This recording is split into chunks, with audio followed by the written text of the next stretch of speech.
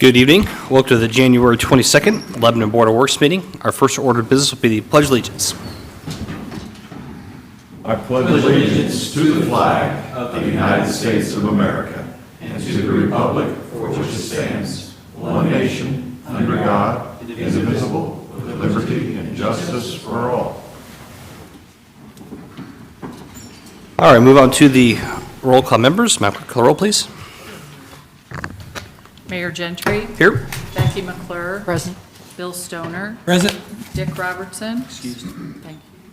And Alan Milburn. Present. Thank you. Okay, and we have minutes, right? Nope. Next time, okay. Next will be department head reports. First up will be Police Department. Major Hood. Good evening. In the time since the last department report, the Lebanon Police Department has responded to 548 calls for service and investigated 38 vehicle crashes and effected 13 arrests. Those arrests were for the following charges: 4 on warrants, 3 operating while intoxicated, 1 violation of a protection order, 1 domestic battery, 1 driving while suspended, 1 resisting law enforcement, 1 sexual battery, and 1 battery on a law enforcement officer. In training, Officer Aaron Carlson attended the Street Crimes Training Conference, where topics covered included officer safety, effective interview techniques, body language indicators, and courtroom testimony. Lieutenant Ryan Williamson, Sergeant Jamie Newland, and Officers Tim Edmonds and Trey Camage completed close quarter battle training. This training focused on dynamic close quarters room combat and entry training for the SRT. Pending your questions, this concludes my report. Thank you, Major. Any questions from the board? From the public? Thank you, sir. Thank you. Next will be Fire Department. Chief Batts.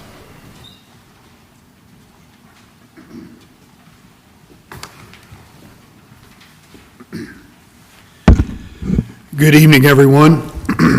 Since the last Board of Public Works and Safety meeting, Lebanon Fire has made 134 emergency calls of service, logged 284 training hours, completed 51 commercial inspections, and participated in 4 TAC meetings. This month, crews will be performing ice and cold water rescue techniques at the Conservation Club Pond. Training will focus on donning immersion suits, safety precautions, and victim rescue. Leaving tomorrow morning and returning Thursday, Deputy Chiefs Young and Hendricks, Captain Brett Klingler, Engineers Jared Orm and Gabe Westerfeld are flying to E1 in Ocala, Florida. They will take part in a pre-build meeting for our new engine purchase. This trip is funded by E1 and will allow our team to finalize everything on the new build. The engine is scheduled to be delivered in 2025. Thank you, Chief. Any questions for Chief from the board? From the public? Thank you, sir.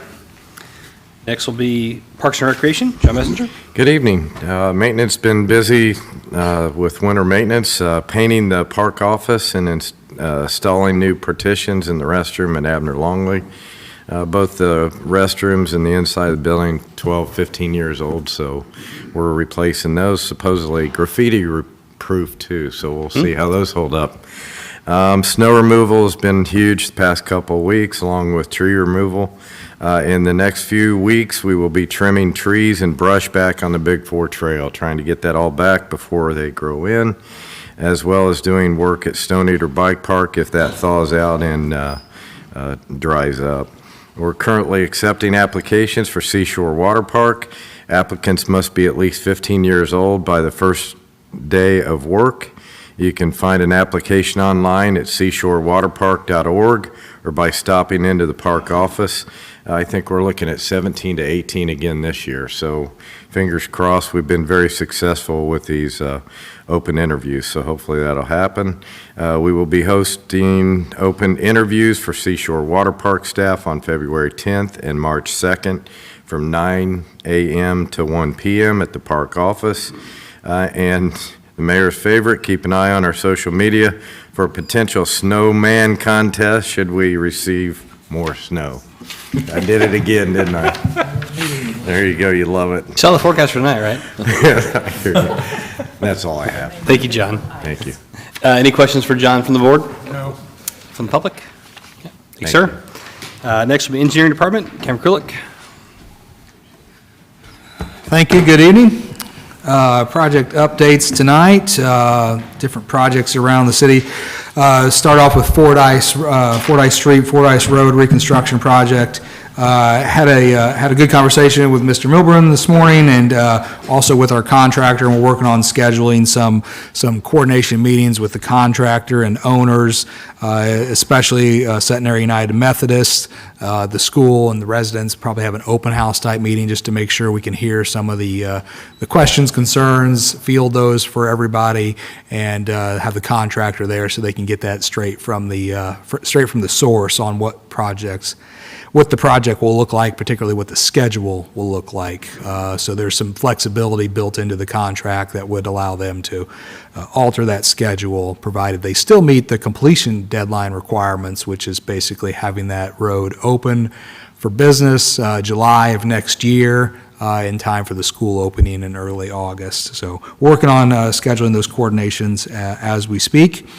In fact, we also have a meeting tomorrow with the school corporation and Lebanon Utilities to continue coordination on the electric pole relocation. So that's the first order of business, is getting some of the utility poles relocated. So we're working on those coordinations as we speak. Also working on approvals that are associated with that with the county. Riley Road, notice to proceed on that is just pending all the contract executions, and we'll be moving forward with that widening drainage and sidewalk project. The Elizaville Road project, which is really all drainage, we should have easement documents from our consultants by midweek, and hopefully by week's end, we'll have those back out to all the property owners. And we are delaying that notice to proceed on that drainage project until we have those easements in hand, but we have already met with all the property owners, so this is just really documenting verbal agreements that we've already put in place. Active living programs, just let everybody know, let the public know to look for that cost share program that will be coming out here shortly. Once we open the public works supply bid later tonight, we'll hopefully have a contractor in place for that sidewalk cost share program and be able to start rolling that program out. Regional detention, regional conveyance projects. We're still working on coordinations with NDOT, but we do have approvals from CSX and hope to finalize those NDOT approvals here shortly and be able to move that project forward for spring and summer construction. Chadwick Ditch Drainage Project. We just have an approval of a contract for that study on your agenda for later tonight. So that will be able to allow us to kick that project off and move that forward. On the Grant Street project, obviously the phase one of Grant Street from Fordyce down to Washington Street, that's open. Surface is scheduled for the spring of '24, along with tree planting and completion of that project. And then the Phase 2 project, extending that to Indianapolis Avenue. Right-of-way offers are being presented to property owners as we speak to get that ready for 2027 construction. Noble Street, County Road 300 North, both those projects had our NDOT interviews last week on the 11th, getting ready for those potential federal awards for those projects. And we'll keep everybody posted as we hear more back from the state. Stone Eater Bike Park, we have several bid openings on that later tonight, rebidding the parking lot, driveways, entry, some park roads, some access roads, water, storm sewer, and electrical packages are all on the agenda for opening those later tonight. So we hope to have good results there and be able to finalize our budgets and move everything forward. Looks like right now, as of today, looking at all the balances we have between our ready money and our American Rescue Plan money, we're a little over $1.2 million left on that project. We only have about $340,000 under contract. After tonight, hopefully we'll have a lot more of that, and that will fit within that budget. And we'll keep things moving forward, notwithstanding some additional quoting and bid packages for signage, interpretive signage, maintenance building that will be coming later in the year if budgets allow.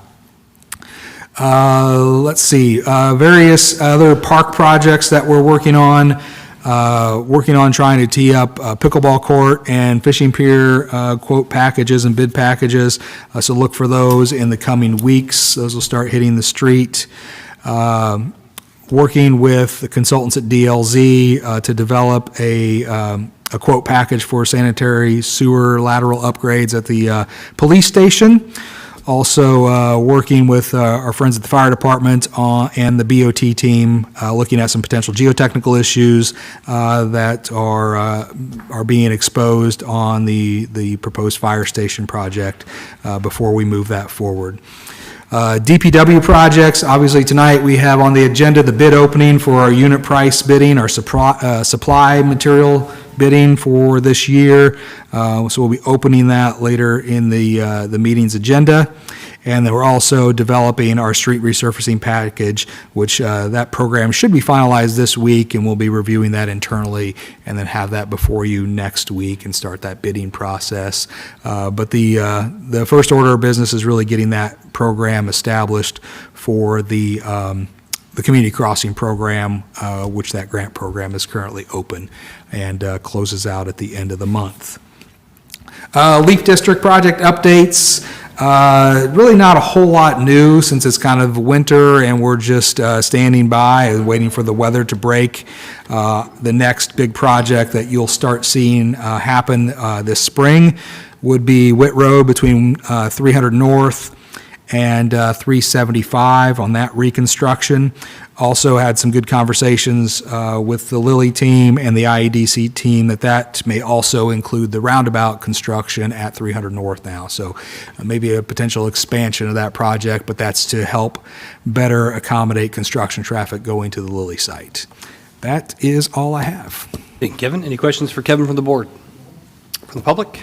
Yep. Thank you, sir. Next will be Planning Department. Ben Bontrager.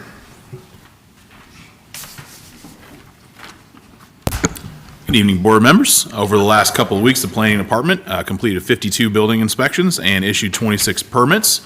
And in those permits, we do have one new residential home. So if somebody is building a house while it's 5 degrees outside and snow on the ground. But when you want a new house, you want a new house. On the commercial industrial side, we did issue an additional foundation permit on the Eli Lilly campus for the small molecule building, and also one of the structural shell permit for the cell and gene therapy building, which is also known as LP2.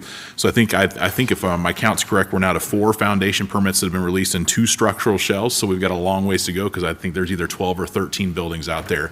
So we're going to continue to see them roll into these permits on the foundations and then shells and then internal finishes over the course of the year. On the personnel side, we were able to fill out our building inspection team in January. We had 2 new hires there. Terry Burns and Zach Burge, they both started just in the last 3 weeks in the planning department as building inspectors. And obviously their primary focus is going to be on completing residential, commercial, industrial building inspections during construction process, but we also expect that they will have some ability to support our code enforcement team by doing some field work. So that's a good win for us to get a second and third building inspector in the office and get them ramped up before the spring construction season really starts rolling. On the code enforcement side, as many of you probably know at this point, Matt Reynolds has moved on to additional opportunities. So Makeda is shouldering the bulk of the code enforcement activity on her own, but she's doing a great job. Additional 26 investigative activities over the last couple of weeks and 16 new cases have come up. So she, again, is working her way through investigating those cases, getting letters out where required, and still getting a great response from property owners who are addressing the code enforcement issues. That's all I have for this evening. Thank you, Ben. Any questions for Ben from the board? Public? Okay, thank you, sir. Thank you. Next will be Public Works Department. Jason Lawson. Good evening. Since our last meeting, we still have 3 DPW staff members taking their OSHA 10 training. That should be finished up here in the next few weeks. We've been doing a lot of salting and plowing, as everybody knows. I would say to this point, we've used about 400 tons of salt. We're still, with the freeze and thaw, we're out, patrolling for potholes regularly as well. And there's still a straggler Christmas tree or 2 that we're currently still picking up. The stormwater department, they have been helping, the street department plow and salt, and then their drain cleaning is ongoing. Upcoming, we have our supply bid, as Kevin mentioned, and then we have an upcoming meeting that we're hosting with Indiana 811. So Scott Calvert is taking the lead on that, so I appreciate that. So it'll be hosted here, and there'll be other communities that'll come in and take this training as well. So he's reserved a room, and we appreciate that. For the inspection report, we did 11 SWIP inspections and 6 right-of-way inspections. Yep. That's all I have. Thank you, Jason. Any questions for Jason from the board? What's the plan for tonight? We salted everything today before we went home. We waited this morning a little bit until after we were sure it wasn't going to rain. So we got everything salted. So everything's pre-treated. And then we'll get up in the middle of the night, monitor it, but we're thinking, it's still a fine line to whether it's going to be freezing rain or not and how much. So we'll be up in the middle of the night checking, and we'll respond accordingly. Yeah, thank you, sir. Thank you. Appreciate those guys being ready. Okay, any questions from the public? Sir? And last but not least, Communications and Community Development, Joe LePage. Thank you, Mr. Mayor. Good evening, everybody. As you can imagine, the Community Development Department continues to be tying up loose ends coming up on the eclipse of 2024. Again, that is April 8th at 3:07 p.m. approximately. Fine-tuning some various events in various locations. There are 8 different watch party locations throughout our community. Also, we are currently in the marketing phase. Area and regional media is being reached out to and solicited to get us some offers to be able to have some print, radio, and TV advertising for our Eclipse Festival coming up in early April. I'm also meeting with local promotion item makers. So you may have, if you've ever been to Eclipse before, folks come in from out of town, they sell stuff, they make their money, and they leave. We're trying to do a preemptive strike by having our local marketing folks all throughout our community being able to have, they've had the logos sent to them. They're going to come up with different items and have those for sale for our residents and also visitors. And so the money stays here within our community. And so setting up locations for them, they're enhancing the logo some for their own respective operations. And again, like I said, we're keeping the money in town. Finally, Elevate Lebanon is the latest promotional video that has now been completed and now under review. That's the promotional collaboration between Habitat for Humanity Boone County and our planning office. It helps to elevate residents and helps them improve kind of their quality of life within our Lebanon community. That video, based on their approval, will be released to the public soon. Press release of their marketing materials will be the next phase of that. We get to tell a great story of a gentleman who has had his life elevated as part of this Elevate Lebanon project. Looking forward to attracting more Elevate project recipients, and all the details currently are on our website under the Connect to Community tab. And so you can go there, check it all out. You can actually get the application process going, and then going from there, seeing if you are a recipient of the Elevate Lebanon project. So looking forward to telling more stories like that. Thank you, Joe. Any questions for Joe from the board? Public? Okay. Thank you, sir. All right, that concludes department head reports. Move on to old business. First item up here is a bid award concerning Fordyce Road from Northeast Street to John Bart Road. Kevin? Thank you very much. This item is actually tabled from your, or continued from your last agenda, and this was to allow time for the sale of bonds to take place, which took place about 2 weeks ago, and we'll actually be closing on those bonds later in the week. So at this point, we are free to go ahead and move forward with this notice of award. So this is a notice of award that we are recommending you issue for the Fordyce Road reconstruction from Northeast Street to John Bart Road. This is related to bids that were opened on December 18th, 2023. Again, we are asking that you authorize the issuance of a notice of award subject to legal review, authorizing the mayor to execute this document along with any contracts that may be forthcoming related to this project. And for the record, the contract price is $6,872,527. So again, my recommendation is that you issue a notice of award to Milestone Contractors for the Fordyce Road project, and again, authorizing the mayor to sign on your behalf, and anything is subject to legal review. And you said the most responsible was Milestone Contractors? Yes, sorry, yes, Milestone was deemed the lowest, most responsive and responsible contractor, which is prompting the recommendation for the notice of award. Okay, Kevin? Any other questions for Kevin on that? Okay, would entertain a motion to approve as presented? Approve the bid award for Dyson Road as presented. We have motions, there a second? Second. Second from Judge, all in favor say aye. Aye. Opposed? All right, that is approved. Thank you, Kevin. Don't go anywhere, I guess. Actually, is there any other old business from the board? Okay, new business then. First item will be bid opening for the Department of Public Works annual supply bids. Thank you very much. If I can get the guys in the tech booth to share a screen here. So again, we've went to a fully online and virtual bid platform and bid opening, and so that's what you see here before you. This is the bid opening for the 2024 annual supply bid, and we will, this closed at 3 p.m. today. We have 2 bids that were submitted. You can see the bids there are from Wilson Contracting LLC and Triangle Asphalt Paving Corporation.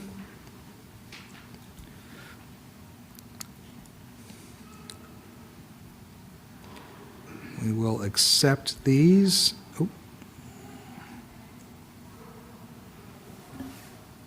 Shoot, sorry.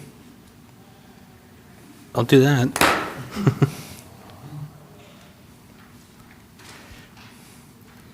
My fingers are just a little too fat here. Here we go. And then we will see the bidding here. So essentially, this is for unit price materials, and what we have is the concrete unit price for Wilson Concrete was the only submission there for $32.05 was the total, but that includes concrete removal and replacement at $11.85 per square foot. Concrete ADA ramp removal and replacement at $20.20 per square foot. And that was the only bid received under the concrete items that were in the supply bid. So again, Wilson Contracting LLC. We will review these bids, take them under advisement, and come back with recommendations related to awards on these contracts. But as I said in my report, the concrete portion of this is what is typically used to fund our cost share program. Let's move on to the asphalt program. A lot of different items were bid under asphalt.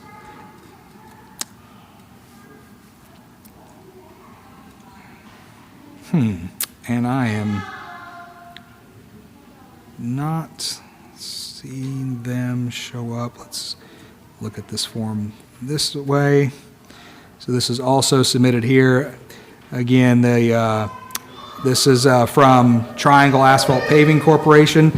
They submitted on the following asphalt products: liquid bituminous at $6.50 per gallon. NDOT number 11 surface. This includes milling and placement. So this is removal and replacement at $180 per ton.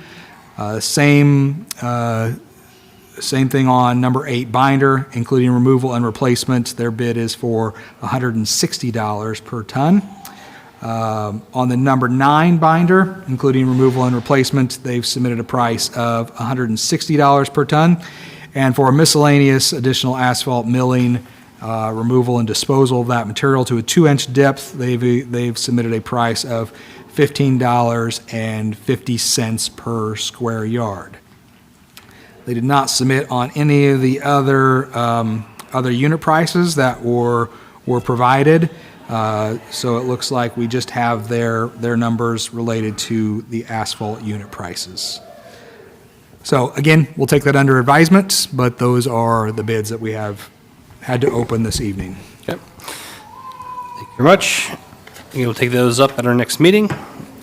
Bid opening for Stony Bike Park storm sewer improvements. Kevin? Thank you very much.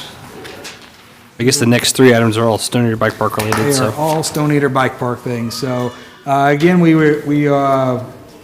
we rebid this in several different packages based on an opening that we had late last year, just after, around Thanksgiving, and we're just going back to this and rebidding again, hoping to get more competitive bids.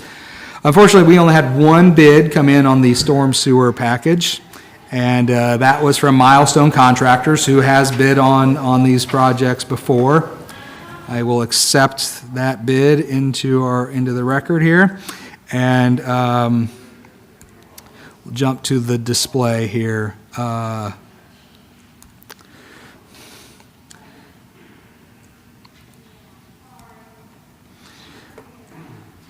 So they submitted a storm sewer bid.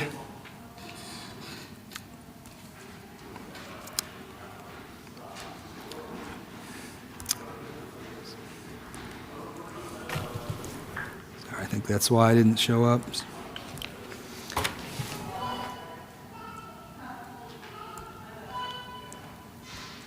There we go.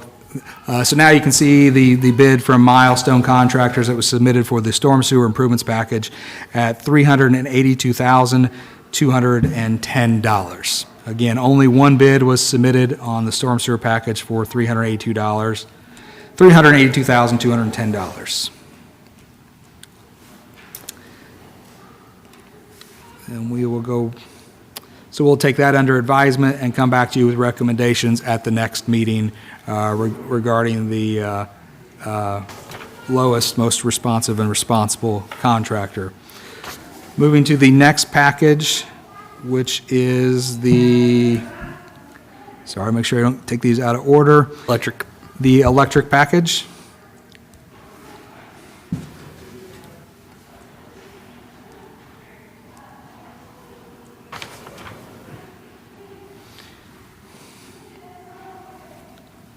So the electric package submitted here, we had one bid for review.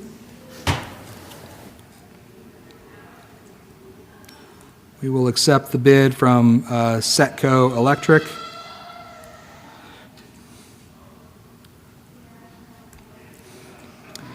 And we have the bid for the electrical package from Setco Electric LLC is for $118,240 to provide the electrical service package for the site. Again, only one bid to open from Setco, and we will review this and come back to you with recommendations at your next meeting. Let's go back to our bid packages. The next one on the list is the water package.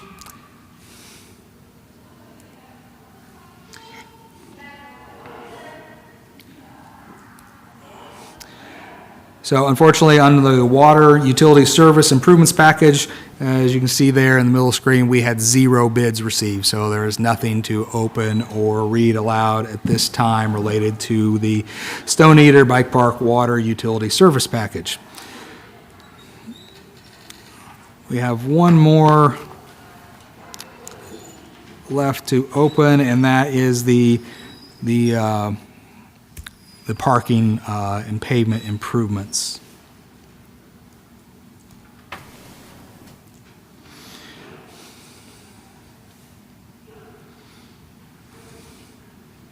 So again, on the Stone Eater Bike Park entry drive parking area and compacted aggregate road improvements, one bid was received, and that bid was also received from Milestone Contractors. We will accept that bid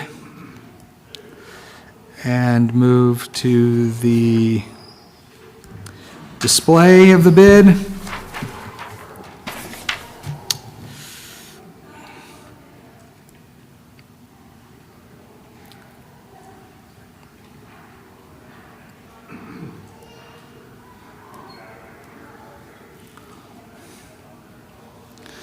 So we had several optional alternates that were in here trying to be able to right-size the project. So alternate 1, the NDOT entry improvements.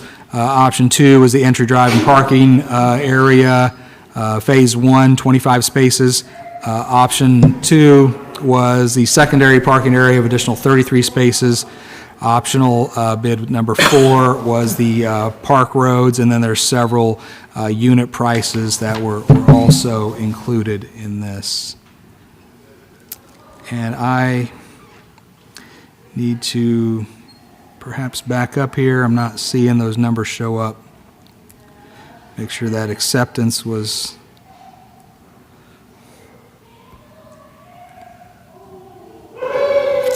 I will have to look at this under further review to make sure they submitted the proper documentation associated with this. I don't have any numbers to read off for you at this time, but we will get back to you with a recommendation related to this bid. Only one bid that was received related to the parking lot improvements. Okay. So if we can't get the water utility, it wasn't super water intensive, was it, or were there? No, it wasn't super intensive. Obviously, we had no water package submitted. The only real option for us would be to look at possibly change ordering that into another package or rebidding it for a fourth time. So I'm not for sure why the lack of interest on this project. I promise you, we have sent personal invitations to a number of different contractors trying to garner interest here. And for some reason, we're not seeing the interest that we would like to have. So again, we'll review these packages and come back to you with recommendations, which may be, it's within our purview to throw out all bids and start over again, and we'll have to see if that's what we need to do once again, or if we think there is particular sections of these bid documents that we can accept. Thank you very much. All right, next one you have here is a traffic consultant approval, A&F. Thank you very much. So I delivered to you actually a revised traffic consultant contract earlier today. We caught some, just a typo error in that in reference to the city of Lebanon, so that was corrected. But again, this is not this is a consultant agreement for on-call services related to review of traffic impact studies that are submitted in association with development projects. So again, this is not anything that has a specific scope or fee attached to it. This is just for ongoing on-call traffic consultant review of traffic impact studies. So again, I would ask for your permission to execute this contract, authorizing the mayor to do so, subject to legal review. Any questions or concerns from the board? Would entertain a motion to approve as presented. Make a motion, we approve the traffic consultant approval as approved, as presented. Motion, is there a second? Second. Second from Alan. All in favor, say aye. Aye. Opposed? It's approved. Thanks, Kevin. Thank you, board. Next will be engineering contract approval for Banning Engineering, Chadwick Village. Thank you very much. This is actually, we're going back and cleaning up something here. We have talked about this in the past. We're working on a drainage study for the Chadwick neighborhood. And although I've reported on that, we never actually asked for your permission to execute that contract. So we're going back and cleaning that up and asking for permission to execute a contract with Banning Engineering for a drainage study associated with primarily the ditch that runs around the north and northeast side of the Chadwick neighborhood. And they will be developing recommendations as to how we can get better performance out of that ditch and storm sewer system. Any questions on that from the board? Okay. So we need to reapprove the contract essentially? Is that your? Yes. So what we're asking for is approval of a contract for this study. The fixed fee is not to include $9,500. This will be paid for out of stormwater funds, so there's no appropriation needed associated with this. This would be also, again, authorizing the mayor to execute this contract on your behalf and also subject to legal review. With that, would entertain a motion to approve as presented? Make a motion that we approve the engineering contract approval for Banning Engineering and for Chadwick Village as presented. Motion, is there a second? Second. Second from Alan. All in favor, say aye. Aye. Opposed? That is approved. All right, next will be engineering contract approval for Fordyce Road, GAI. Yeah, this is for some additional consulting services related to the engineering of this project. It also is contract administration, construction administration. But we have some revisions we need to make to this, so this is not quite ready for your approval at this time. So we're going to ask that we table this to the next meeting. Okay. I'll just have actually, can I get a motion to table item number H, please? Table. Move to Motion? table. Second? Second. Motion second. All in favor, say aye. Aye. Okay, item is tabled. We'll take that up at a later meeting. Next, item I, engineering contract approval for United Fordyce Road construction. In the same vein, though, this is for the construction inspection services associated with the reconstruction of Fordyce Road. United Consulting is the contractor that we're putting forward here.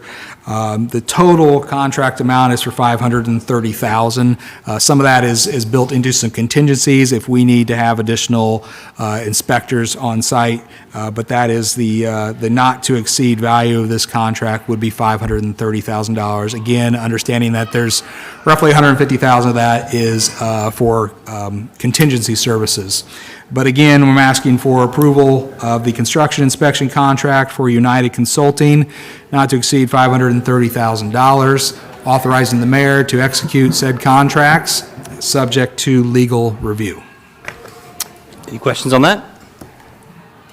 Would entertain a motion to approve as presented. Make a motion, we approve the engineering contract approval for United Consulting as presented. Motion, is there a second? Second. Second from Alan. All in favor, say aye. Aye. Opposed? That is approved. All right, next is access easement dedication and acceptance from Stonegate Meadows and Corbett Townhomes. Okay, if I could share the screens again here, I'll get you up to speed on this. So what you see there is a preliminary layout for the Corbett Towns neighborhood, or at least the southeast corner of the Corbett Towns neighborhood. What you see in the aerial image is Crown Point Drive as it extends west of State Road 39. So this is the drive that is directly across from the entrance to the hospital and back to the Crown Point Assisted Living Facility. So this is an existing drive, and to the north is the Corbett Towns project, a project that's proposed by Lennar. In the audience is Neil Van Trees, the project manager with Lennar. I'm sure he'd be happy to answer any questions you might have regarding the Corbett Towns project. But essentially, this has resulted out of meetings with NDOT that would not allow another curb cut on 39. NDOT requested that this neighborhood be allowed to connect to Crown Point Drive. Well, Crown Point Drive west of 39 is a private street. So we have been discussing this project with the people at Lennar, the people with the NRP group that own the Stonegate Meadows complex and developed that. And what we're asking is for us to have a three-way agreement for a public ingress-egress easement on that existing Crown Point Drive West, the Stonegate Meadows entry drive, that would that portion of that drive would become a public easement that would be maintained by the city, and that would provide the access to the Corbett Towns project. So what we have here tonight is a land description and an easement exhibit that they are offering up as a dedication to the Board of Works to create a public ingress-egress easement. This would be something that you would be accepting that dedication. This would be subject to legal review and approval, and also authorizing the mayor to execute these easement documents. But essentially what we are asking for tonight is the approval to accept this easement dedication from the people at NRP Group related to the Stonegate Meadows project. Also a party to this will be the Lennar Townhomes project called Corbett Towns that will also then dedicate public rights of way. But this is just for an easement on that NRP Group property that would be a public easement, publicly maintained and operated by the city of Lebanon for access purposes. So essentially becomes a public road up to that point, and then Yeah. once you get past that, it becomes the private road again? Exactly. And it kind of a unique situation here when the Stonegate Meadows neighborhood was built. The plat seemed to describe a public easement, but there was no public offering, dedication, or acceptance of that easement. So essentially, we're going back and trying to clean this up because per Indiana statute, to create public rights-of-way, public easements, there has to be an offering, a dedication, and an acceptance, and that did not happen. So we're trying to clean that up, but this is not a right-of-way dedication, this is a public easement dedication. So the underlying property would still be owned by the NRP group, but there would be an easement in place that allows us to maintain that drive. Is there a reason where it's an easement versus right-of-way? I think it has to do with the lenders associated with the NRP group project that did not want to surrender the land. And, there's really not a whole lot of difference operationally between a public easement and public right-of-way. So that is acceptable to me, and that's what I'm recommending, that you accept the dedication of a public easement on what is Crown Point Drive, west of 39 to where there will be a new entrance to the Corbett Towns project. Any questions on that from the board? Okay. Then I would entertain a motion to accept the easement? dedication? Easement dedication. Easement dedication on Crown Point Drive. Yep. Subject to legal review and Final legal authorizing the review and mayor to- authorizing me to sign on the board's behalf. Okay, move to So approve. moved. So moved. With motion. Is there a second? Second. Second from Bill. All in favor, say aye. Aye. Those opposed? Okay, that is approved. Thank you, Kevin. Are you done? I'm done. Okay, very good. Thank you. All right. Next up will be the memorandum of understanding with the Urban Land Institute (ULI) for a technical assistance panel study. Or I was going to TAP offer to program. Kevin just to go ahead and present this too, since he's doing so good, but he didn't take up my offer, so. Thank you, Mayor. Tonight here also is Claire with the Boone EDC. I've been partnering with her to put this together. This is an MOU with the Urban Land Institute to leverage their resources through their technical assistance panel program. And what this is essentially we identify a question or a challenge or an opportunity in our community, and then we leverage the ULI's resources. And their resources, their membership includes general contractors, developers, banking institutions. And so what they do is we provide them with some questions or challenges we're trying to accomplish. And then they bring in industry experts who would be experts on this type of challenge or issue. And over a 2-day period, they hold a really intense design charrette, if you will, to look at that problem, bring in local resources. And then at the end of that second day, then they're providing you with some answers to your questions. So what we wanted to look at with them was the area of the community that's just west of the Jimmy John's building, where IMI is currently situated, and then a contractor's yard, and look to see about redevelopment opportunities associated with that property to bring additional housing to the downtown that might be more attainable, and look at the feasibility of that, what potential mix of uses might be most appropriate, and then if there's any resources or incentives that the city might be able to bring to the table to help bring that project to fruition, because it's a challenging site, as you know, with some of the historic uses there. And so what this would do, this MOU basically lays out the process, schedule, site, and then there is a fee for their services of $15,000. So what I'm asking for tonight, that would be your approval of the MOU, subject to legal review, and allowing the mayor to sign on the board's behalf. So with that, I'd be happy to answer any questions. Any questions on that from the board? Again, I think this is the first time we've ever done one of these, so it's a fairly new process for it, but I've been to is. conferences, and lots of communities have kind of used these before, and it's kind of a great way to kind of get a lot of heads in the room that aren't just city staff, and just start kind of spinning some ideas up with that. So this has certainly been a site we've been kind of looking at for quite some time, and I think we know IMI is going to be going away in the not so distant, Relatively at near some future, point. at some point they won't be there anymore. So I think it's great to have a kind of a plan we can kind of pull off the shelf and people that would be interested in executing that. So that's kind of what the impetus behind this is. So any questions from that from Ben? Then I'll entertain a motion to approve the MOU with the Urban Land Institute concerning the TAP study. I make a motion, we approve the MOU for the Urban Land Institute, subject to legal review and the mayor's signature. Okay. Motion, is there a second? Second. Second from Alan. All in favor, say aye. Aye. Those opposed? It's approved. Thank you very Ben. much. And thank you, Claire, as well, for your help on that as well. And last but not least, policy updates for the Lebanon Police Department. Major Hood.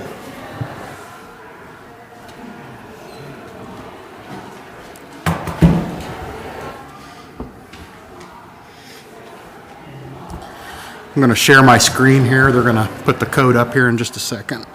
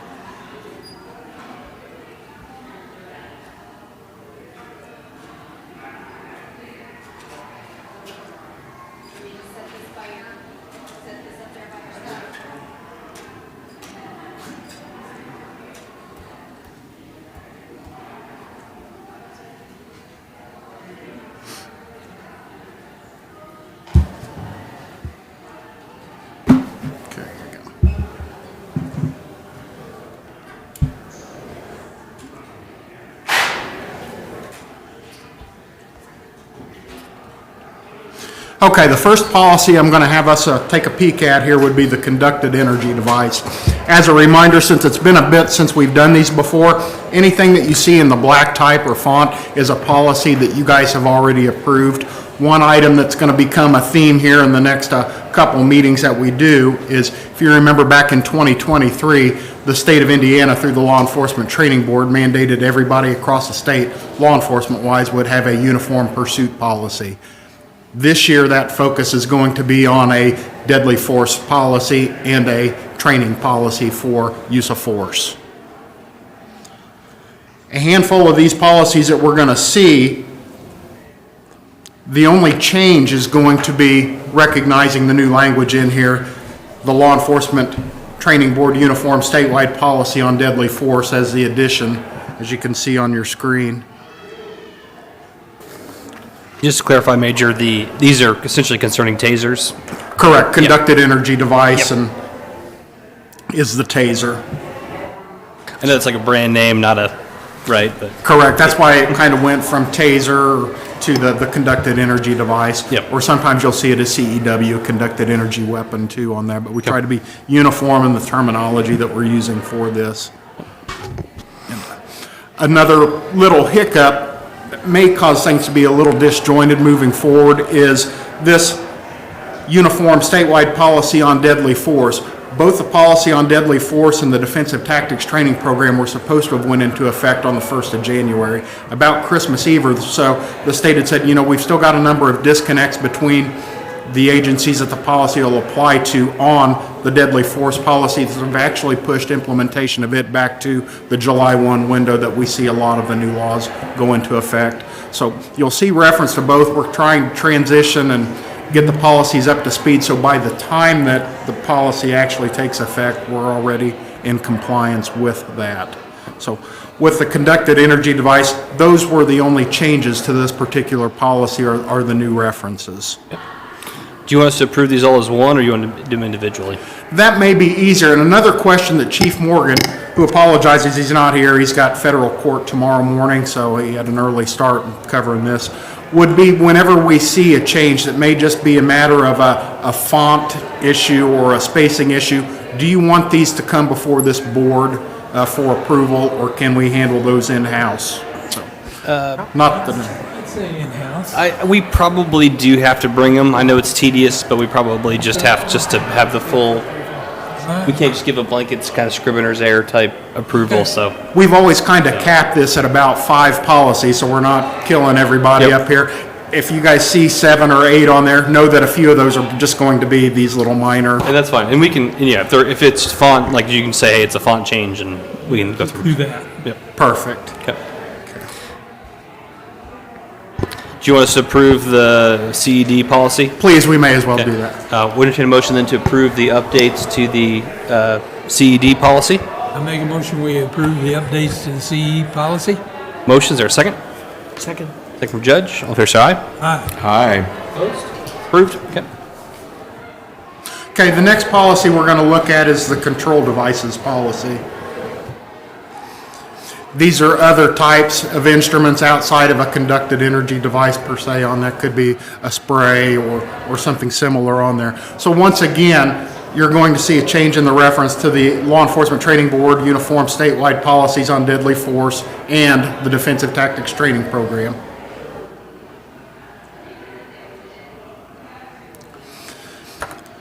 There was a line in here that was stricken from that because it was really unnecessary. I think as we kind of discussed on here, if you've got extra OC in a storage room on the department and somebody would get more benefit out of being able to deploy it, it's not doing us any good sitting in a storeroom, so let's get rid of something that really wasn't making a lot of sense. Similar on the bottom part here where we're talking about a treatment for an oleoresin capsicum exposure on here is instead of to the hospital, we're designated that now as appropriate medical personnel. It may not necessarily involve a hospital, so some of that language there was stricken. And in the blue, of course, you see the reference to the new statewide policy. There's a minor change in font or spelling, and then what this new uniform policy will have us do is it narrows in the reporting of some of the deployments of these types of weapons. So you'll see some of the old language under the old use of force policy wiped out, and now it's just going to be compliance with the statewide uniform policy. Any questions on that from the board? I will also ask you to approve that one if you would, please. Would entertain a motion then to approve the control devices policy change? Make a motion, we approve the control device policy changes. Motion approved, is there a second? Second. Second from Alan, all fair side? Aye. Opposed? Approved? Okay. The next one we'll look at is firearms.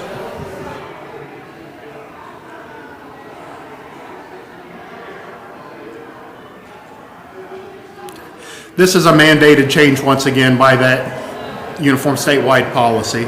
This is specific language that they're telling us that we had to include.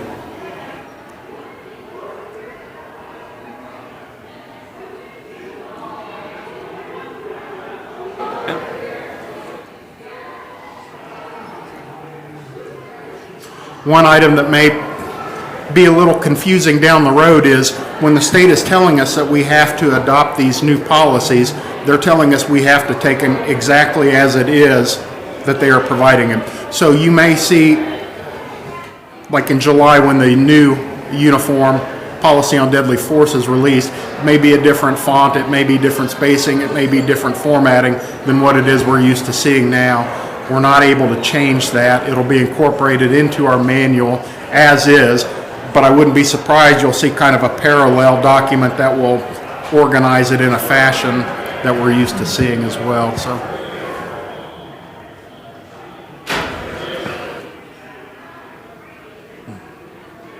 okay. And once again, this is state language coming in, the situations where a member reasonably expects the need to meet or exceed a suspect's firepower.